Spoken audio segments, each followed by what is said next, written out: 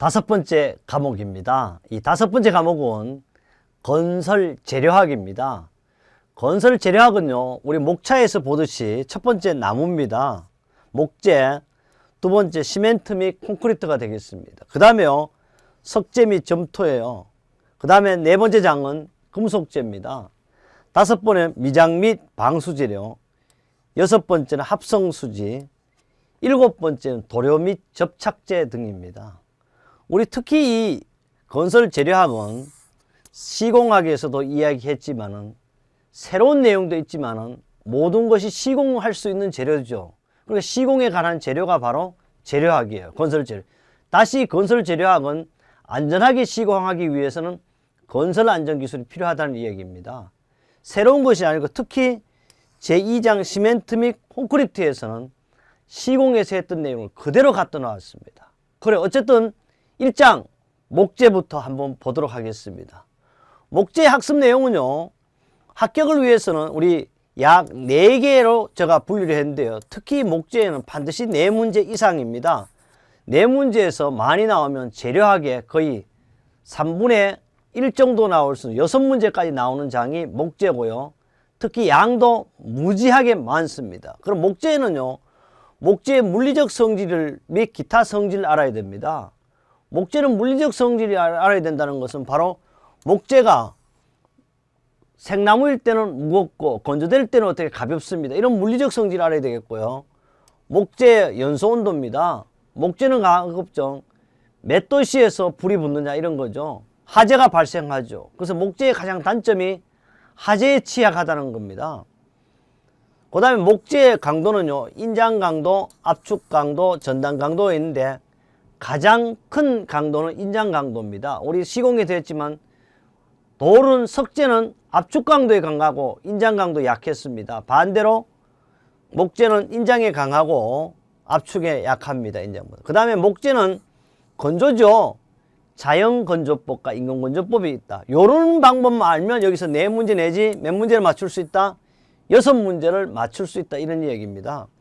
그래서 우리 구성되는 방법은 이 목재에는 목재 일반, 그 다음에 집성 목재, 마루판, 벽이라든지 천장재, 섬유판 같은 5개 절로 구성을 했습니다. 이 절은 제가 임의로 한 것이 아니고 NCS 국가 직무능력 표준에 의한 거고, 또 다른 말로 하면 이번 출제 기준에 적합한 내용으로 구성을 했습니다.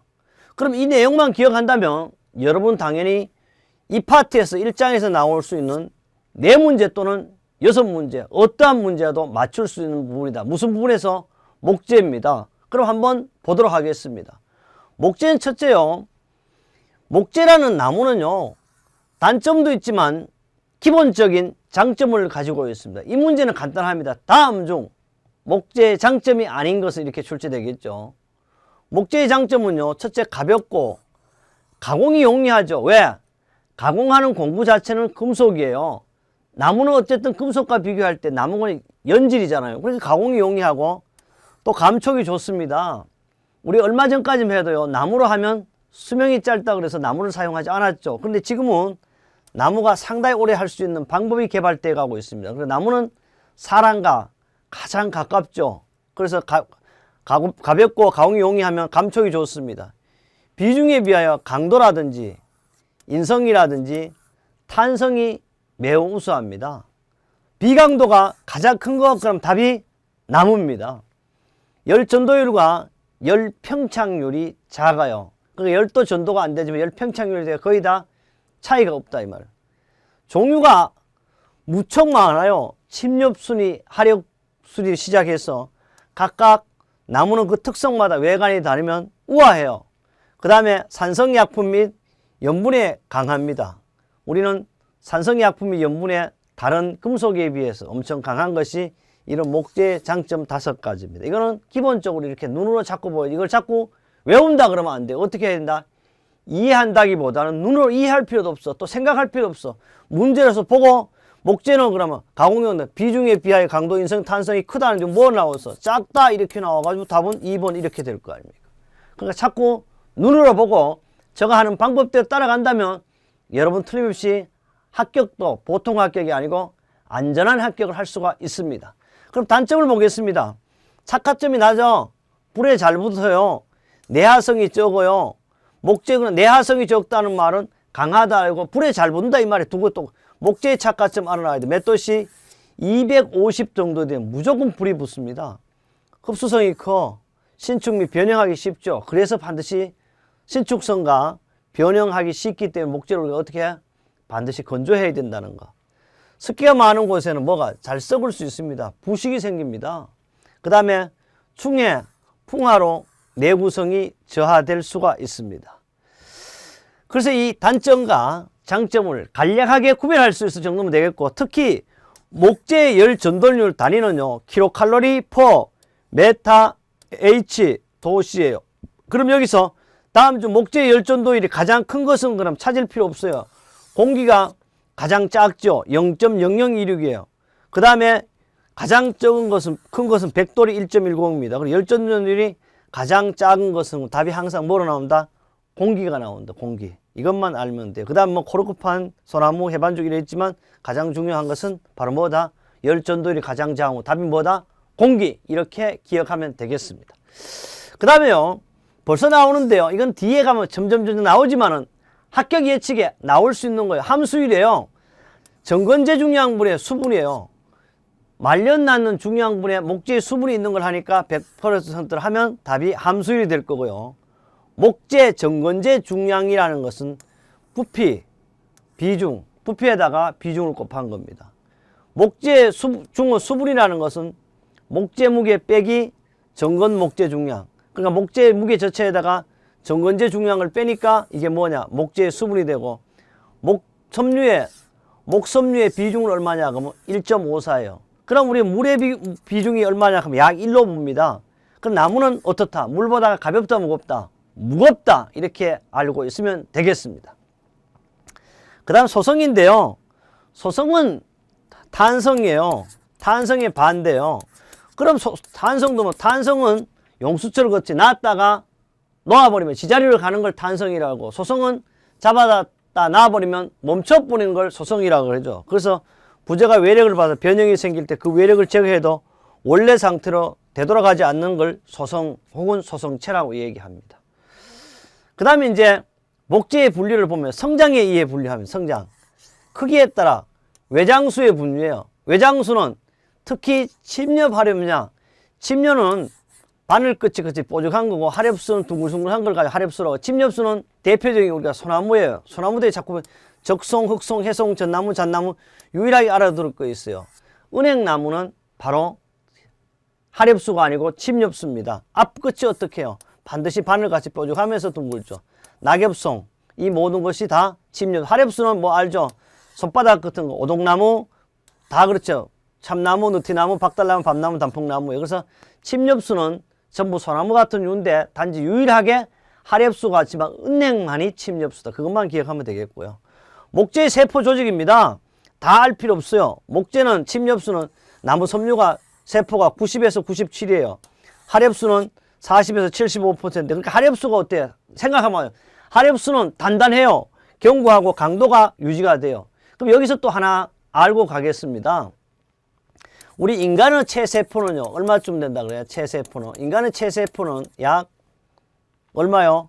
인간 체세포는, 이게 지금, 체세포는 얼마쯤 되느냐? 약 60조예요, 조. 60조개입니다.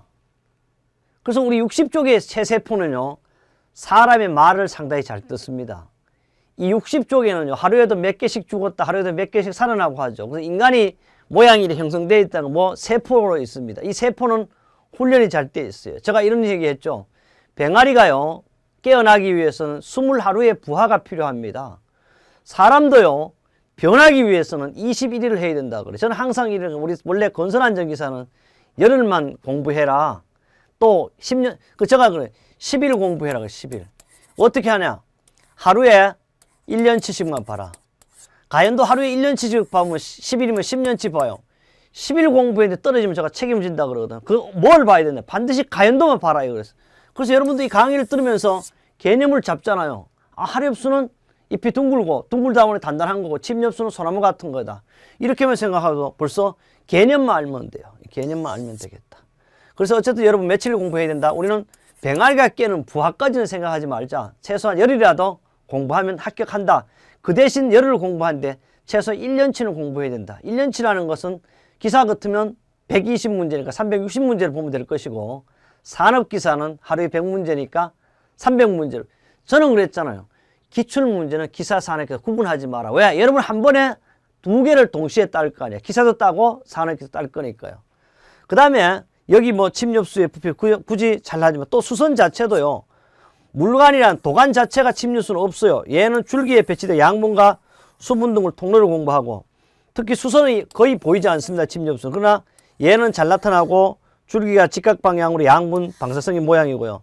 그 다음 수지관 자체도 침엽수는 많아요. 수지 이동이 저장. 얘는 거의 드물다 없다 이 말입니다. 그 다음에 성장의 그 내장수는요. 대나무와 야자수 등을 내장수라고 그래요. 재질에 따라 가지고는 연재냐 경재냐 연한 것을 연재라고 하고 단단한 걸 경재라고 하죠. 소나무라든지 전나무 대개 침엽수들은 연한 거야. 하렵수들은 아까도 그래서 떡갈나무 참나무 하렵수들은 전부 다 어떻게 단단한 거죠. 그 다음 용도에 따라 구조용이냐 장식용이냐 뭐 이렇게 구분할 수 있습니다. 아직도 시험이 나온다는 얘기 안 했어요. 송백가에서 침엽수제는 송백가에 속한 가볍고 연목에 속하고 직통대제가 많고 가공이 용이하다. 봐요. 대개 다 소나무 같은 거 쫙쫙 올라가잖아. 그렇잖아. 이런 걸 말해. 구조제와 장식제는 모두 다 쓰일 수 있는 침엽수야. 하렵수는요. 송백가 이외의 목재로 대부분 다 단단해요. 종류가 다양하고 성질이 각각 다르고 그러니까 하렵수는 대개 장식적으로 조각제로 많이 쓰이는 겁니다. 그다음 여기서 이제 요거 뒤에 나오는데 여기서 먼저 봅니다. 시험에 출제된다 요거는. 특히 요것만. 절건 상태는 절건. 완전히 소금에 절인 같이 건조시킨 거 절건제. 그럼 함수율은 정건제는 얼마냐? 함수율이 없어. 제로예요. 물기가 하나도 없는 상태를 가지고 우리는 절건제라고 합니다. 기건 상태 혹은 기건제는요. 함수율 얼마? 15% 말하고 섬유 포화점 함수율 얼마? 30%. 반드시 출제됩니다. 요거는. 안 되면 제가 책임집니다. 그래서 목재 함수율 중에서 절건 상태, 정건제라고 하면 0%, 그 다음 기건 상태라고 하면 15%, 그 다음 섬유 포화점은 30%라. 그 다음 대개 건축재료는요, 외장수가 사용돼요. 외장수 중에서 침엽수에 속하는 것은 목재, 일반적으로 목재이 무른 것이 많으므로 연목재, 소프트 우드라 하고요. 하렵수 목재는 대다 경목입니다. 그래서 목재이 단단하므로 경목, 하드 우드라 이렇게 이야기하기도 한다 이런 뜻입니다. 치성이에요. 치성은요, 소성도 아니고 연성도 아니고 인성도 아니고 치성은 뭐냐 하면 잘 깨지는 성질입니다. 특히 여기서는 그 치성이라 그러면 우리 특히 금속에서는요, 탄소 함유량이 1.7에서 6.67을 가지고 치성재료, 이걸 주철이라 그래요. 주철이라 그러기도 하고 또 선철이라 그러기도 하고 그 다음에 피그 아연이라 그러기도 해요. 이렇게 이야기하는 것이 바로 그 치성 재료가 주철인데요. 여기에만 재료의 외력을 가지고 작은 변형에도 뭐 깨어지고 파괴되는 성질을 가지고 우리는 치성이라 그럽니다. 일반적으로 봐요. 주철, 유리, 연계수가 재료가 치성이 크고 충격 강도와의 밀접한 관계가 있고 치성 파괴는 높은 온도에서나 저온에서 일어나요. 그래서 우리 치성 재료는 있잖아요. 아까 우리 시공할 때 펀칭으로 안 되고 뭘 해야 된다? 드릴로 구멍을 뚫어야 된다. 기억을 합니다. 그 다음 목재의 조직이었어요. 세포입니다. 우리 체세포, 사람 세포 60여 조라고 하는데 목재에도 세포가 있죠. 그래서 섬유간, 다른 말로 가도간, 이걸 가지고 세포라고 그래요. 나무 세포라 이런 뜻이죠. 침엽수에서는 이걸 가지고 목세포를 가도간을 헛물간이라고도 하고 수목 전용량의 세포가 얼마냐고 약 90에서 97%를 차지하고 있습니다.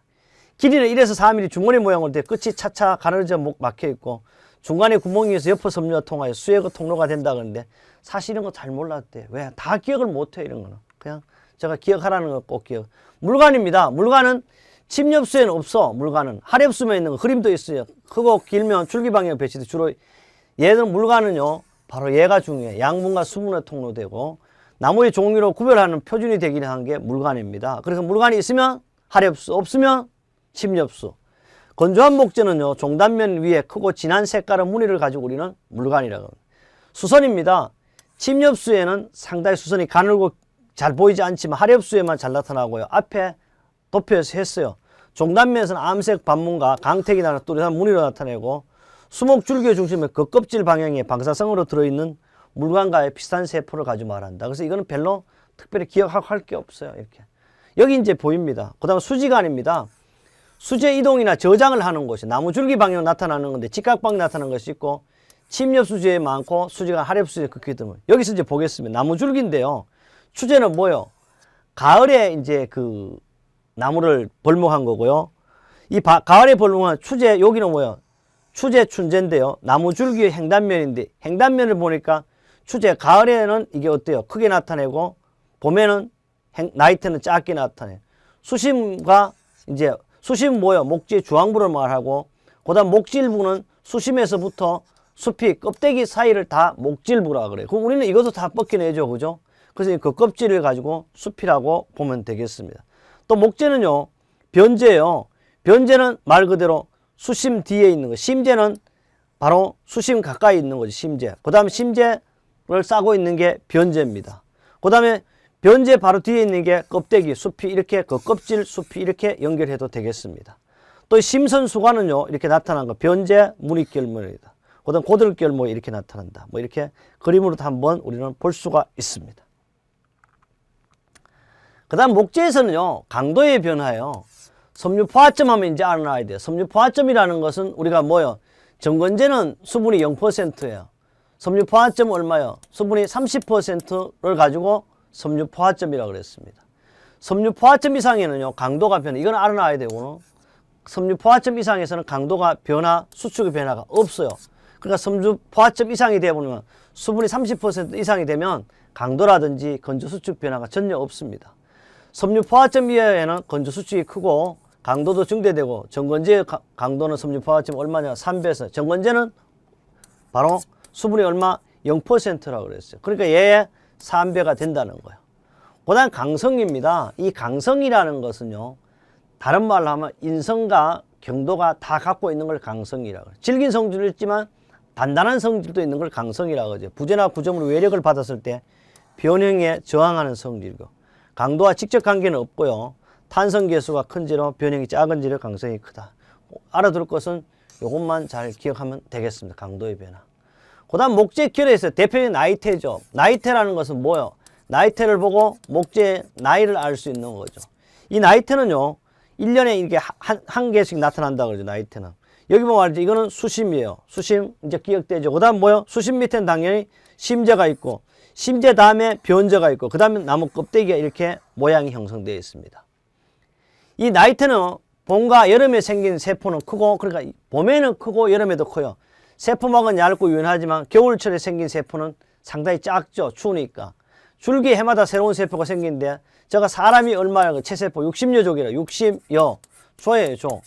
근데 우리 나무도요, 줄기 해마다 새로운 세포가 생기죠. 그래야 얘가 크기가 달라지죠. 추재는 봄과 가을에는 수심을 중심으로 하고 동심으로 나타나게 되면 추재와 한상을 합한 것을 우리는 나이. 그러니까 추재와 한상을 한 살이라 그런다 이 말이에요. 나이테는 수목의 성장 연수를 나타내는 동시에 강도의 표준되기도 하고 연중 기호의 변화가 있다. 그래서 나이테를 보면 그게 나이테를 가지고 10개라고 하면 10살, 100개라고 하면 100살 이렇게 할 수도 있고요. 그 다음에 강도의 표준도 되고 연중 기후가 추운 지방이냐 따뜻한 지방 이것도 알 수 있는 것이 나이테의 특징이 되겠습니다. 그 다음 목재의 결입니다.